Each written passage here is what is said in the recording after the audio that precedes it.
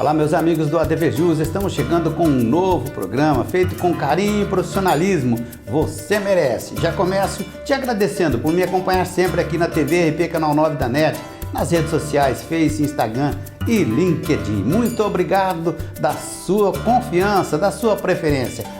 E já peço que você, por favor, inscreva-se em nosso canal do YouTube, que é youtube.com/advjusnet. Você vai ver no ADV Jus TV de hoje. ADV Jus Notícia Jurídica, ADV Especial com 2 participações, Marketing Jurídico, Vocabulário Jurídico, ADV Jus Seus Direitos, Pergunte ao ADV Jus, ADV Jus Sala de Visita e Momento Divino. Tudo isso e muito mais agora aqui no ADV Jus TV. Fique aqui.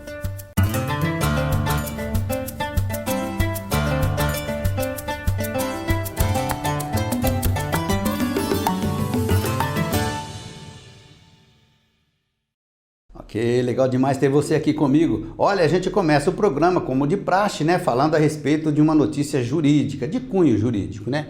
TSE proíbe porte de armas a 100 metros de locais de votação nas próximas eleições. Notícia que deu aí na mídia, né? Nas 48 horas que antecedem a eleição no dia do pleito, né? E nas 24 horas que o sucedem, não será permitido o porte de armas nos locais de votação e no perímetro 100 metros que os envolve, salvo aos integrantes das forças de segurança em serviço e quando autorizados ou convocados pela autoridade eleitoral competente. Essa proibição vale também para os locais que tribunais e juízes eleitorais entenderem merecedoras de proteção. Aí aqui já é mais subjetivo, né? Mas é uma medida que tem lógica, né? Necessidade nenhuma de votar com arma, ok? Sequência do nosso programa de hoje, agora nós vamos falar de ADV especial. Abrindo parênteses para Código de Defesa do Consumidor, com o Dr. Alessandro Rojas. Veja aí.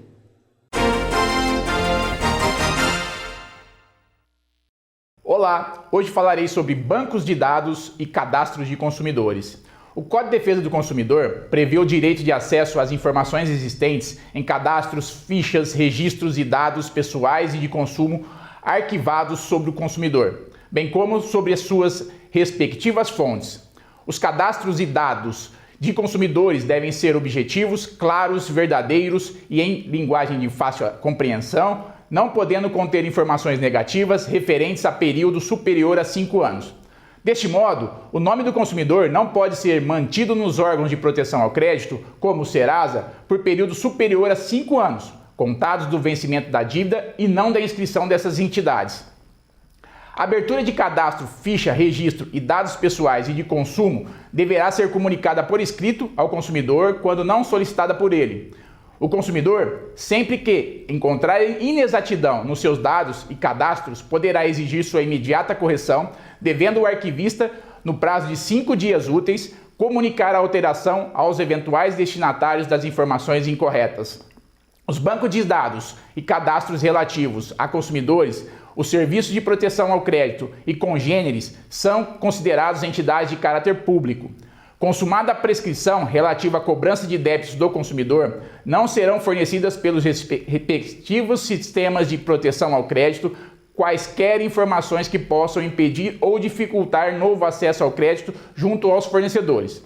Todas as informações devem ser disponibilizadas em formatos acessíveis, inclusive para a pessoa com deficiência, mediante solicitação do consumidor. Os órgãos públicos de defesa do consumidor manterão cadastros atualizados de reclamações fundamentadas contra fornecedores de produtos e serviços, devendo divulgá-lo pública e anualmente. A divulgação indicará se a reclamação foi atendida ou não pelo fornecedor. É facultado o acesso às informações lá constantes para orientação e consulta por qualquer interessado. Portanto, fique atento para exigir seus direitos de consumidor, bem como a empresa deve se manter assessorada por um advogado para atender sua clientela de forma adequada e evitar, assim, atritos desnecessários para a relação de consumo se desenvolver pacificamente. Logo voltarei com mais temas sobre o direito do consumidor aqui no ADV Especial. Até breve!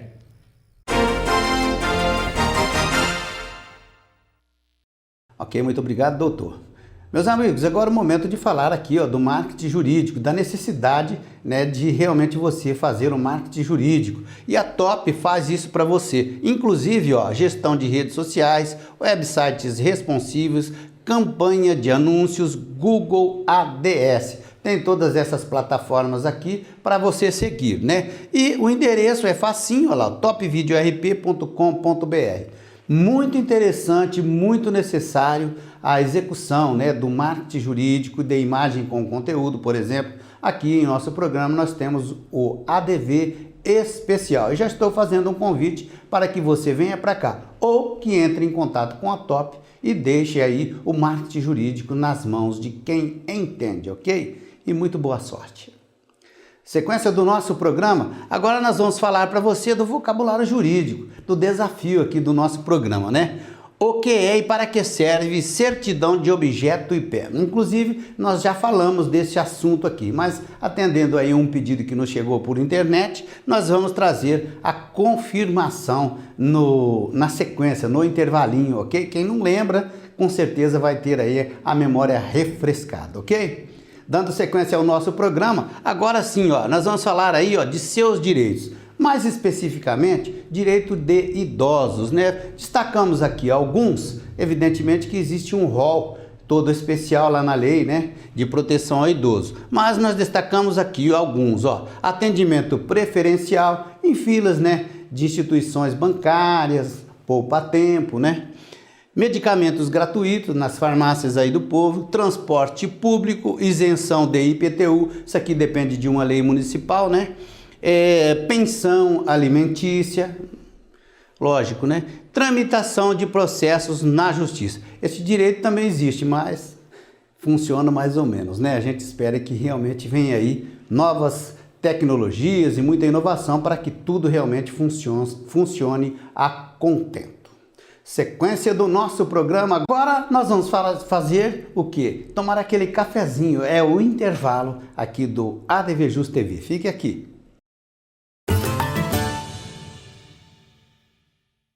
Arcângelo Imóveis, venda, locação e administração. Compromisso e confiança. Arcângelo Imóveis. Top Agência de Marketing Digital Jurídico. Gestão de redes sociais. Identidade visual. Vídeos. Contate-nos. O que é e para que serve a certidão de objeto IP? Trata-se de uma certidão emitida pelo Poder Judiciário informando o objeto de um processo, o que está sendo disputado entre partes, e a situação em que ele se encontra, além de relatar brevemente todas as ocorrências. Ok, estamos de volta então com o segundo bloco do programa de hoje, do ADV Just TV de hoje. Quero reforçar aí um pedido para que você, por favor, inscreva-se em nosso canal do YouTube, que é youtube.com/advjustnet, combinado? Momento agora de mais uma participação aqui em nosso programa. Agora é hora de ADV especial, áreas do direito. Nós vamos falar de direito urbanístico, com a competência de sempre, do Dr. Roberto Guimarães. Confira.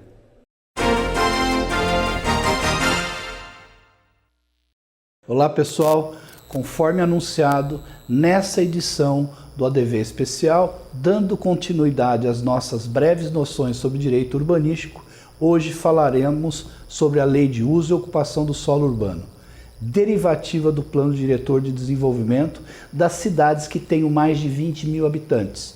Tem a mesma natureza de lei complementar que exige, portanto, quórum especial para sua aprovação. Obrigatoriamente, deve seguir as diretrizes traçadas pela 6766 de 79, podendo ser ainda mais restritiva, porque inserida dentro da competência exclusiva do município.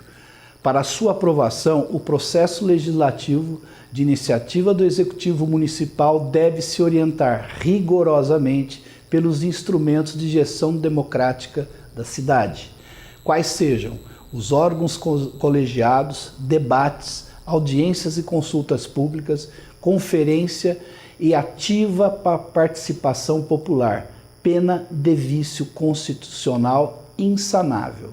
Deve contemplar e regulamentar no âmbito de seu planejamento municipal, os institutos jurídicos e políticos seguintes: desapropriação, servidão administrativa, limitações administrativas, tombamento de imóveis ou de mobiliário urbano, instituição de unidades de conservação, instituição de zonas especiais de interesse social, concessão de direito real de uso, concessão de uso especial para fins de moradia, parcelamento, edificação, utilização compulsórios, uso capião especial de imóvel urbano, direito de superfície, direito de preempção, outorga onerosa do direito de construir e de alteração de uso, transferência do direito de construir, operações urbanas consorciadas, regularização fundiária, assistência técnica e jurídica gratuita para as comunidades e grupos sociais menos favorecidos,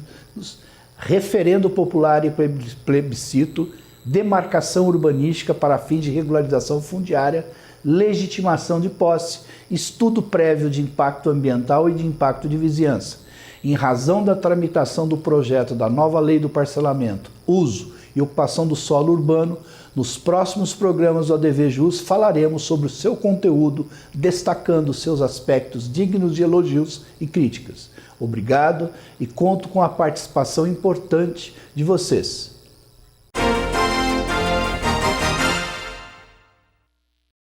Ok, muito obrigado, doutor. Agora pergunte ao ADV-JUS. Olha só, quais as principais restrições da lei de impenhorabilidade de bens, de bens de hospitais filantrópicos e santas casas e também de honorários médicos? Vamos falar não da penhorabilidade, mas um pouquinho também dos honorários médicos, Então, olha, esses esclarecimentos já nos foram prestados pelo Dr. Lucas Lago Negro. Ele esteve aqui comigo no ADV-JUS e agora traz aí esses esclarecimentos a respeito da impossibilidade, da penhora de bens de hospitais e também um trechinho aí a respeito de como vai funcionar aí os honorários médicos. Interessante, veja. Na verdade, ela traz restrições para fins de penhorabilidade de alguns bens, ou melhor, de todos os bens que guarnecem os hospitais públicos, na verdade, as Santas Casas de Misericórdia e hospitais filantrópicos. Basicamente, para que essa lei funciona?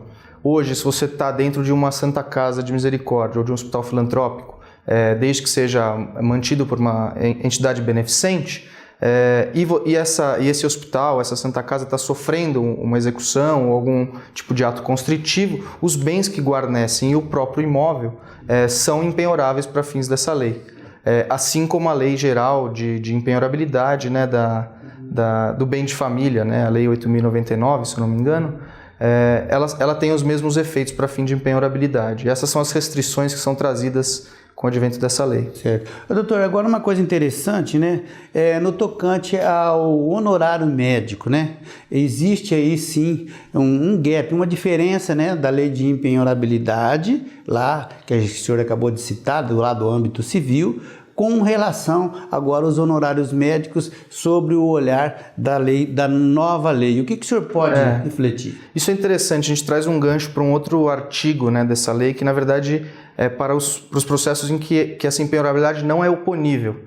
E são 3 situações, basicamente. Uma delas são processos que versem sobre garantia real dos imóveis, processos que versem sobre os próprios imóveis que estão sendo executados ou que a constrição está tentando ocorrer, e processos com créditos que versem sobre créditos trabalhistas. E nesse último ponto, é interessante que após a divulgação dessa lei, alguns médicos amigos me procuraram e me questionaram sobre os honorários médicos, o que é relevante para o médico no fim das contas. Sim. Porque se você for pensar que o honorário médico ele é um salário para o médico, e esse salário é impenhorável, para fins dessa lei, se você vai executar o seu honorário médico, se você está indo atrás de um hospital que não te pagou o honorário médico, os bens não podem ser impenhoráveis, porque no fim das contas é uma verba de natureza alimentar contra a impenhorabilidade disposta por uma nova lei.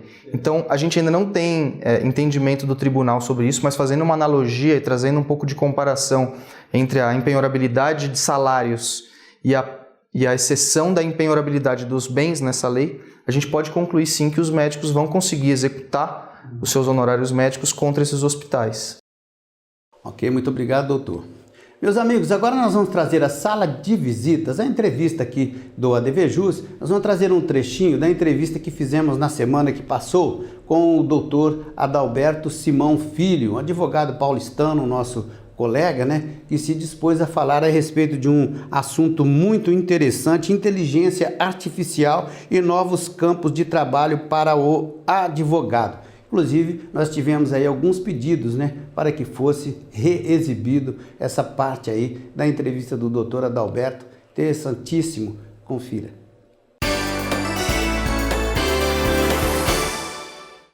Toda inovação, né, evidentemente que traz, né, soluções e junto com essas soluções vem obrigações e deveres, né? No enfoque aí da inteligência artificial, né, mais propriamente dita, na aplicação com relação ao direito, né, quais são esses deveres aí que o pessoal tem que ficar mais atento, que o senhor destacaria, doutor? Olha, já dentro do tema, né? Primeiramente, eu acredito sempre que essas leis, elas não são leis que entram num sistema jurídico longe das outras. Nós temos que respeitar aqui os advogados, lidadores do direito que forem trabalhar nessa área. Tudo está dentro de um sistema, a visão sistêmica é importante. Então, nós temos lá não só o respeito ao direito do consumidor. Com isso, o advogado que entrar em questões que envolvam inteligência artificial já tem um norte absurdo aqui. Direito do consumidor. Ali tem o dever de informar, ali tem o dever de transparência.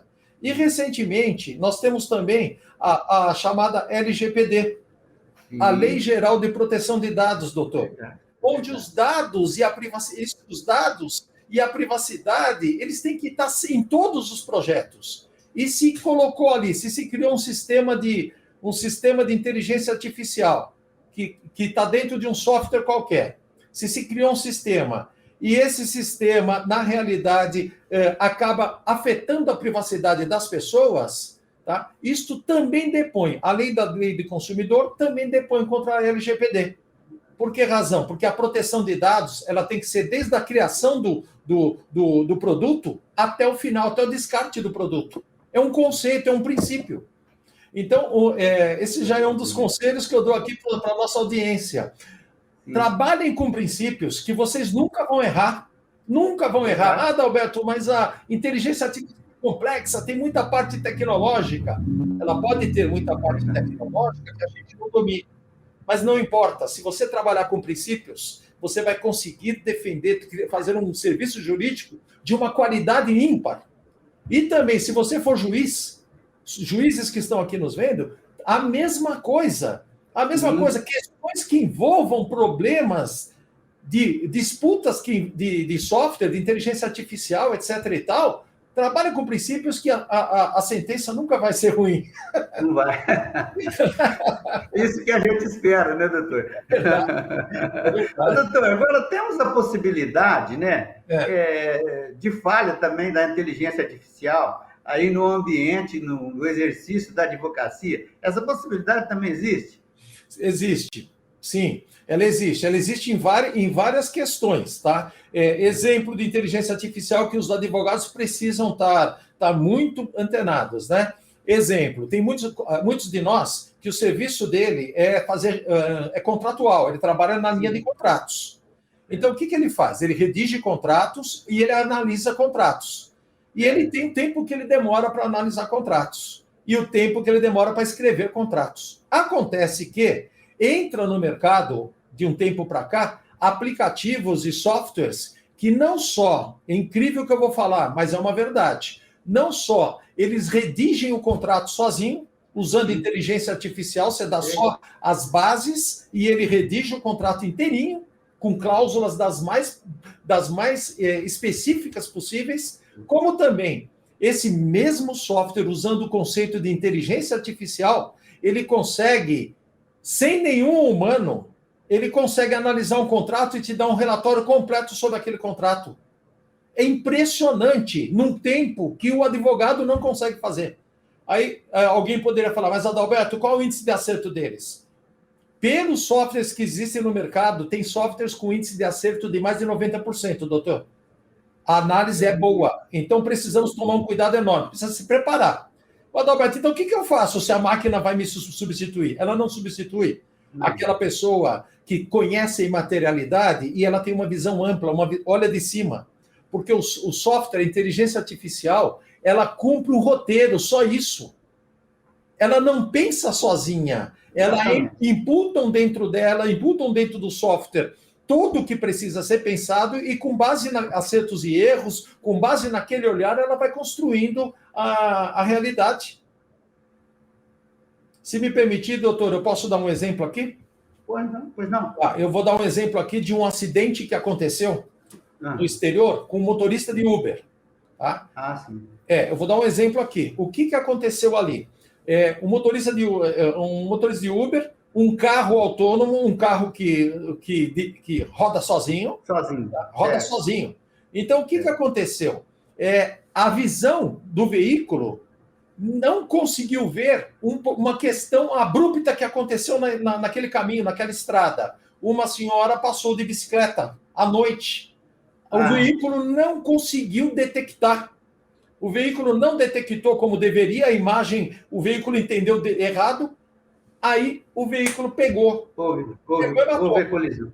Ela foi recolhida, matou. Tá? Ela matou. E aí começam as investigações todas. Descobriram, pela inteligência artificial e pela tecnologia, descobriram que a motorista, naquele exato momento, estava no celular, o celular estava lá, aberto, e ela estava assistindo o programa Voice, aquele programa de auditório americano. Ela estava assistindo o programa na hora do acidente. Então, aí começa a parte jurídica muito bacana. Penalizações e consequências das penalizações.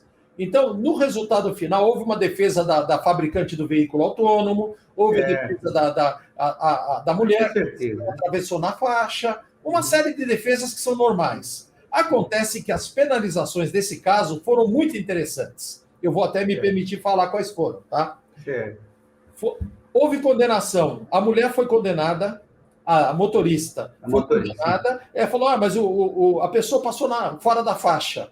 Mas ela foi condenada porque ela não estava com a atenção necessária. Ela foi negligente. Negligente. Ela precisava ter tomado o domínio do carro. E aí ela estava vendo o Voice, The Voice, um programa de televisão. Foi condenada.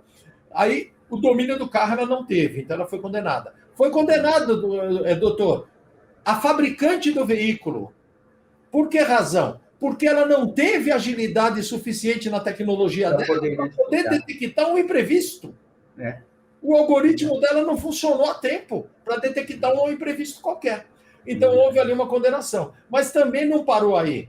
Também houve um problema de condenação para aquele condado, aquela cidade. Por que razão? Porque eles não legislaram, não tinha leis que pudesse prever como um veículo autônomo, veículo sem motorista, pudesse pegar em segurança total. Resultado, aconteceu que todo mundo levou ali. E não está errado. Uma responsabilização múltipla. Várias responsabilizações aconteceram ali, num acidente só. Então, o advogado tem que entender que, na realidade, foi o algoritmo que fez. Questione. Questione. O algoritmo, então, tira o seu cliente de uma concorrência pública? Não pode. E de repente, o algoritmo está errado, está calibrado errado. O seu cliente ia ganhar milhões. Você advoga para uma empresa que participou de uma concorrência e ela foi desclassificada por conta de um programa algoritmo que não deixou ela ir para a próxima fase. Conselho, recorra. Outro exemplo, doutor. Você tem uma ação gravíssima no seu escritório e você está tentando galgar as cortes superiores. E hoje é difícil galgar. Supremo e Superior Tribunal de Justiça. Dificílimo, as portas estão quase que fechadas. A admissibilidade é muito inócua, muito pequena. Muito difícil. Todos nós, advogados, lidadores, sabemos o quão de dificuldade nós temos para isso. É verdade. Se você procura entender se você, na realidade, não foi excluído por conta de um programa algorítmico, porque tem que ter transparência. Vai saber como é que está calibrado o programa. Vai saber. Conteste. Se você contestar, se você impugnar, o que vai acontecer é que vai ter que ir para julgadores humanos, os próprios ministros para que eles digam por que você não pode ter o teu agravo recebido. Mas o advogado precisa saber dessas coisas. Precisa se atualizar. Ele precisa se atualizar. Ele vai receber o seu recurso foi inadmitido. Vai entender se foi por uso de inteligência artificial. Vai entender, porque você tem uma chance de reverter tudo isso e fazer o seu processo ser visto numa corte superior e mudar o resultado do julgamento. Tem muito trabalho, doutor, pela frente. Doutor Adalberto, olha, eu ficaria falando aqui com o senhor, nossa, por muito tempo. Mas o senhor sabe, a gente tem o nosso tempo, né? E eu quero já te agradecer imensamente ter se disposto, né? E aceito o meu convite. Eu achei muito oportuna, estou muito feliz com a sua participação. Obrigado mesmo. O senhor ganhou um admirador aqui em Ribeirão Preto, doutor. Muito obrigado. Eu sei que o tempo é curto, a gente teria aqui uma outra... Eu me comprometo a numa hora dessa, se a audiência quiser, eu venho falar de metaverso, venho falar de criptoativos, venho falar de vários outros temas aqui para vocês aqui, com muito prazer. Muito obrigado pelo convite, doutor. Agora sim, chegamos naquele momento do programa em que eu sempre digo a mesma coisa, você já até sabe, né? Gosto muito. Momento divino. Veja aí.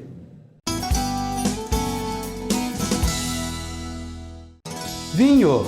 Trivento, vinho tinto de coloração vermelha, carmim, brilhante. No seu olfato, aromas de ameixas e framboesas, misturadas de forma elegante com notas de baunilha de carvalho. No paladar, é bem equilibrado, apresenta taninos doces e um final aveludado. Uva Malbec. Ele é produzido por Conte Toro, Mendoza, Argentina. Na sua harmonização, picanha assada ao próprio molho, medalhão de filé mignon com purê de batatas, leitão à pururuca. Uma delícia! Experimentem! Tchim, tchim.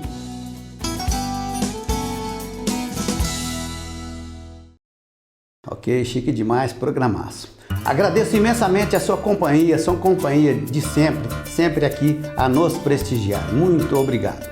ADV Justo, ligado, ADV Especial, vem para cá fazer parte, você também. Fico por aqui, mas você sabe, volto breve com um programa inédito. Forte abraço e até o próximo.